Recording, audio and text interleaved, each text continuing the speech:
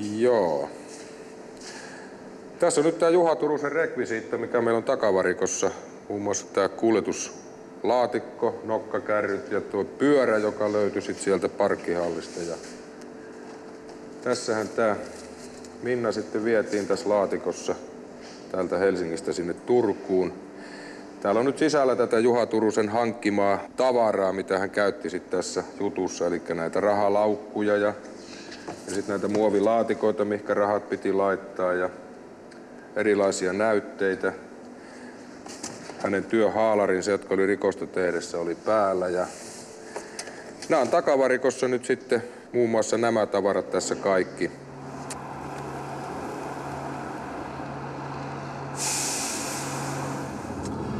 Joo, nyt ollaan matkalla Turkuun ja suuntana Resiina-raitti, eli Turusen tämä asunto, missä hän piti tätä Minna Nurmiston vankinaan reilut pari viikkoa. Ja kyllähän tämä oli niinku aivan omassa kategoriassaan, tämmöistä juttua ikinä Suomessa ollut.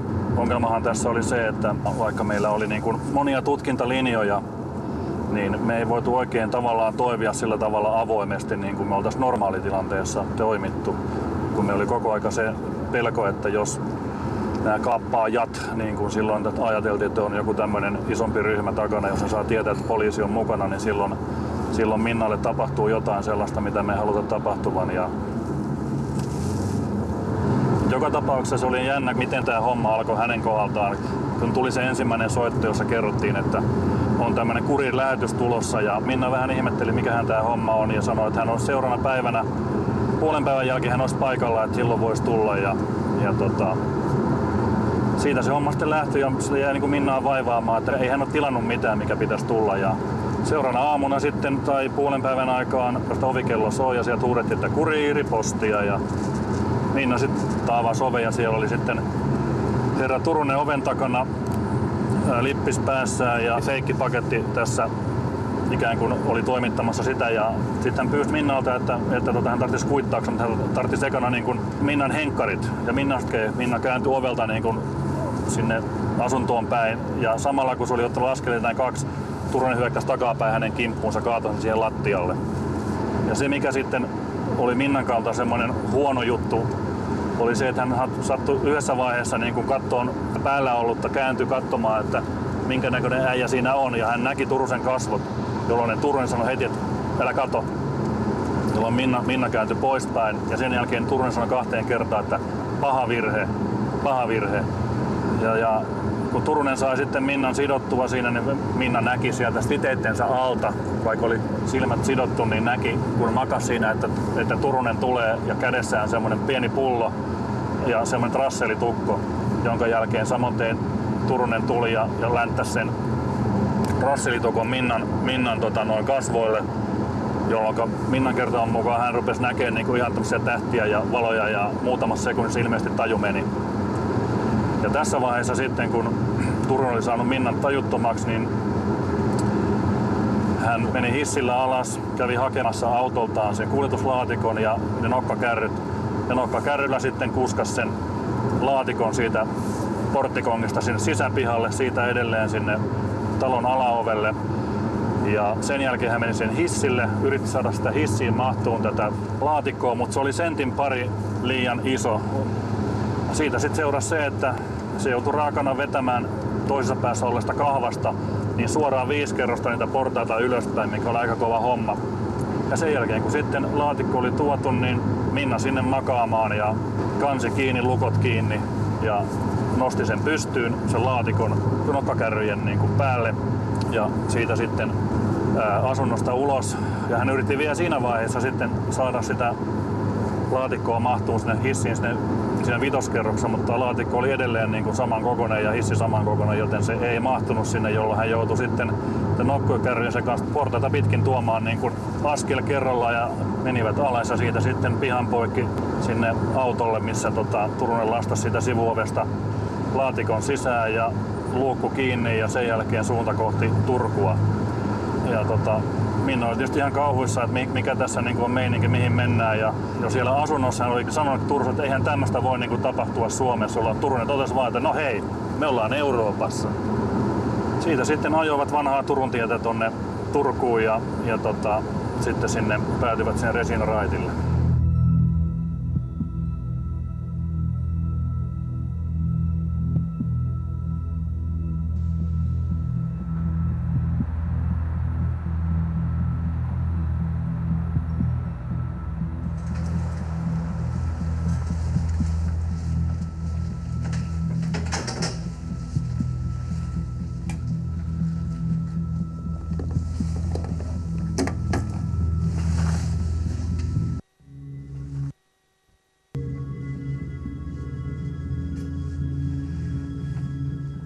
Tässä on tämä asunnon olohuone ja tämän takana on keittiö ja tähän tämä säilytyskoppi on sitten rakenneltu niin kuin näkyy. 10 millin filmivanerista, joka muodostaa rungon tässä ja se on eristetty sisältä ja ulkoa melko paksulla lasivilla kerroksella siten, että sieltä ei niin kuin sisältä juuri ääntä kuulu. Kyllä kuinka sitten huhuilisi. Ja tässä se Minna sitten sen 2,5 viikkoa vietti elämästään. Saaden suurin piirtein kerran vuorokaudessa semmoisen 10 minuutin tauon sitten tässä, tämmöisen huoltotauon. Mutta mitään muuta hänellä ei sitten ollut kuin tämä koppi. Ja olosuhteet oli täällä kopissa tosi ikävät siinä mielessä, siellä oli älyttömän kuuma, siellä oli varmaan se 30 astetta jopa ylikin koko aika lämmintä. Ja tosin hänellä oli niinku tietysti perustarvikkeet sinne niinku järjestettiin, mutta olosuhteet oli todella vaikeat. Ja ilmastointia hoiti vaan tämmöinen pieni putki tässä sitten, jonka kautta sinne sitten tuli korvausilmaa tänne. Ja Minna joutui pitämään aika usein sitten sammuttaa valot ja kaikki muut tämmöiset lämmönlähteet sieltä sen takia, että se ei olisi ollut niin kuuma se koppi. Ja kerran päivässä häntä sitten huolettiin tänne.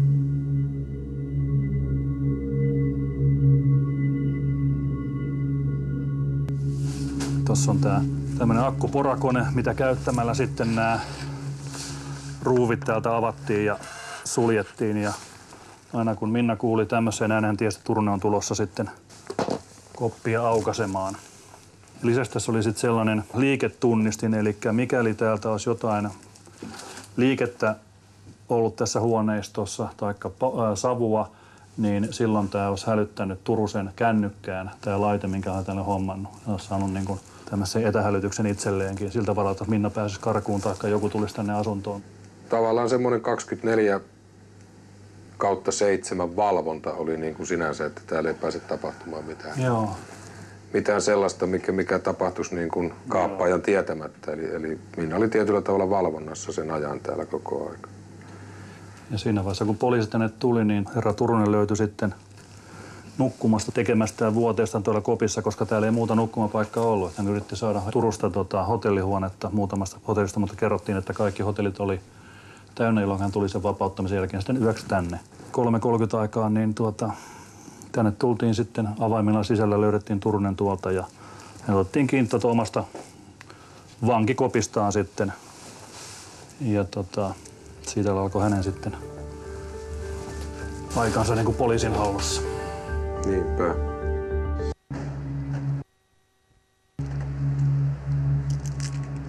No niin. Mä en ole muuten tässä käynyt. Elikkä hommahan meni sillä tavalla, että Turunen oli tuolla. Toi kolonen on se, missä Turunen oli jemmassa. Elikkä se oli tullut tänne näin, jättänyt sen fillarin tähän. Fillari oli tässä, käski ajaa tämän G-portaan edustalle. Tässä oli fillari ja missä oli peräkärry tuossa oven pielessä. Se oli itse mennyt valmiiksi tänne. Nämä on tämmöisiä irrotettavia juttuja. Se työnsi tästä nämä sisälle tonne. Meni itse jemmaan sinne. Sen jälkeen pani nämä takaisin nämä harkot tähän näin. Eli tämä näytti ikään kuin täysin ehjältä ulospäin. Se kuunteli tässä, kun rahat lastattiin autossa ja auto lähti. Ja tämä, miltä tämä nyt näyttää, on se, mikä se näytti sen jälkeen, kun Turunen tuli täältä. Syöksyi tästä ulos ja pyöräilee, mikä on tuossa 10 minuutin päässä, ja siitä lähti sitten eteenpäin rahojen kanssa. Tästä oli 50 metriä matkaa tuohon parkkihallin suulle, ja siinä oli silloinkin, niin kuin nytkin näkee, tässä on vähän niin kuin liikennettä. Se painoi suoraan tänne autojen sekaan. Se painoi heti tuonne vasemmalle kaastaan ja lähti vetämään kauheita vauhtia niin kovaa kuin pääsi. Tähän lensi 49 000 ja risat lensi rahaa, kun se muovikassi, mikä oli siinä tangossa, niin se meni pinnojen väliin ja se hajosi tohon noin. Sitten kun hän tuli tuonne alas, oli tilanne sama kuin mikä nytkin, eli tuolla oikeassa kulmassa on auto, mistä hänen pitäisi mennä sisälle. niin hän koukkasi tuota vasemman kautta ja sieltä sitten koukkasi tuonne oikeaan reunaan ja siitä sitten tuonne alatasolle P1-tasolle. Tuosta tuli nuoli oikealle, mutta hän kääntyi tästä niin kuin vasemmalle ja veti tonne sitten tuonne toiseen päähän. Siinä on 100 metriä matkaa. Niin tähän tippui semmoinen 100 tonnia sitten, mitkä ihmiset löysivät tästä.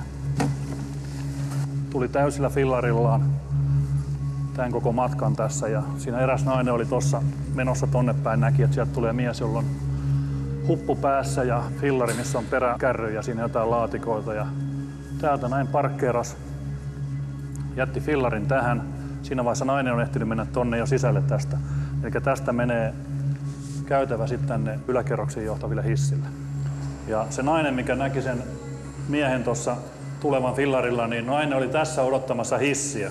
Oli painanut hissin, kun Turunen tulee täältä näin edelleen naamari kasvoillaan, tai se semmoinen huppu kasvoilla, missä on silmäreijät.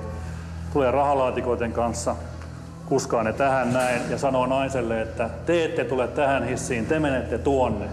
Sitten hissi aukesi, Turunen työnsi rahalaatikot hissiin ja pääsi tänne K2. Hänen onnekseen kukaan ei tullut välissä tähän. Rahat ulos tästä. Ja Turusen auto oli tässä parkkiruudussa numero 8. Turunen tuli auton perään, avasi luukun, löi rahalaatikot sinne. Sen jälkeen otti sieltä autostaan sen muovikassin. Vaihtovaatteet, mikä oli musta aivan käsittämätön homma. Eli hän lähti sitten uudelleen vielä vaihtaa vaatteita tuonne yläkerroksiin. Kun vaihtoehtona olisi ollut se, että hän ottaa hyppää autoon, ajaa tästä näin tänne. Eli täältä olisi vapaa väylä ollut ulos suoraan ilman mitään valvontakameroita. Muutamassa minuutissa siitä, kun tuli tuonne parkkihalliin, kukaan ei ollut tavallaan häirinnyt häntä, pääsi aivan vapaasti tulemaan. Siitä huolimatta niin hän lähti niiden vaatteiden kanssa tuonne Mehiläisen lääkäriaseman tiloihin ja vaihtelemaan vaatteita ja tallentui siellä valvontakameroihin. Ja sen jälkeen, kun Turunen oli saanut vaatteet vaihdettua siellä Mehiläisen vessassa siellä kakkoskerroksessa, hän tuli takaisin hissillä tänne alas, tänne K2-kerrokseen. Tuli autolle, mikä on tässä nyt niin kuin meidän auto nyt tällä hetkellä. Rahat oli siellä 8 miljoonaa takakontissa. Tästä hän sitten lähti, ajoi ulos tonne Kauppiaskadulle ja sieltä kohti Kauppatoria ja hävisi sitten sinne. Eli meillähän ei ollut mitään tietoa tästä hänen liikkeestään, että nämä on kaikki jälkeenpäin selvitetty, mitä hän teki. Sitten hän ajeli aikansa täällä keskustassa ja teki kaiken sen lenkkiä ja varmisti, että kukaan ei häntä seuraa, jonka jälkeen hän sitten meni rahojensa kanssa sinne lakitoimistolle, missä vei puolet rahoista ja sitten lähti puolen rahojen kanssa sinne maastoon ja kätki ne eri maastokätköihin. Ja myöhemmin tuli takaisin tänne keskustaan sen toimistolle ja sitten rupesi jakaa niitä jäljellä olevia rahoja niihin eri salkkuihin ja sitten toimitti ne salkkuja eri paikkoihin. Ja lopulta kaikki kuitenkin onneksi löydettiin ja ainoastaan mikä jäi puuttumaan oli se 400 €. Ne on voinut tarttua johonkin renkaisiin ja kulkijoita jotain yksittäisiä seteliä voi joku sitten olla satunnainen kulkija löytänyt. Mutta 400 seteliä. 400 seteliä, joo, kyllä.